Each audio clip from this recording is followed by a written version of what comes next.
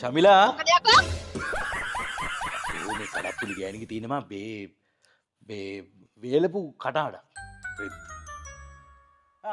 තෝ හිටපන් ඉතින් මෙතන ෆෝන් එක බෝබ. ඈ ඔච්චර උගන්නලත් උඩ බැරුණා නේකෝ කැම්පස් යන්න බූරුවා. යකෝ මට ලකුණු 2යි මදි උනේ දැනගන්න. අනේ මේ බොරු කියන්නේ බාලාට තාත්තට ලකුණු 2යි මදි උනේ ලකුණු 2යිලු තිබ්බේ. පන්තියේ ඉන්න මෝඩම ළමයා තාත්තා කියලා මට අම්මා කිව්වා. ඔය කියන්නේ එහෙම කිව්වද බං? හරි තෝ දන්නවද ඒ වුණාට මට ඩිප්ලෝමා කීයක් තියෙනවද කියලා දන්නවද බං? දන්නේ නැහැ. අම්මා කිව්ව විදිහට නම් මාසයි ඉංග්‍රීසි කතා කරන්න පුළුවන් කඳවුරට ගිහිල්ලා අවුරුදු දෙකමාරක් එන්නේ විදියක් නැතුව හිටියා. මොකද ඔයගේ ඉංග්‍රීසි කතා කරන්නේ පිටවීම තහනන්නේ. ඔය කියන්නේ එහෙමත් කිව්වද?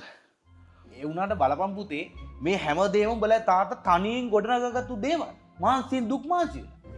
සීයා පප්පා කිව්ව විදිහට නම් තාත්තා අම්මව මැරි කරද්දිනේ ඔය හම්බුනේ. තාත්තා අම්මා මැරි කරද්දි තාත්තා දිමේ ලොකුම ලොකු ලැගිජ්ජයක් ගහම පුස් බයිසිකලයක්. මේ සේරම අම්මගේ දෑවැද්දට හම්බෙච්ච ඒවලු.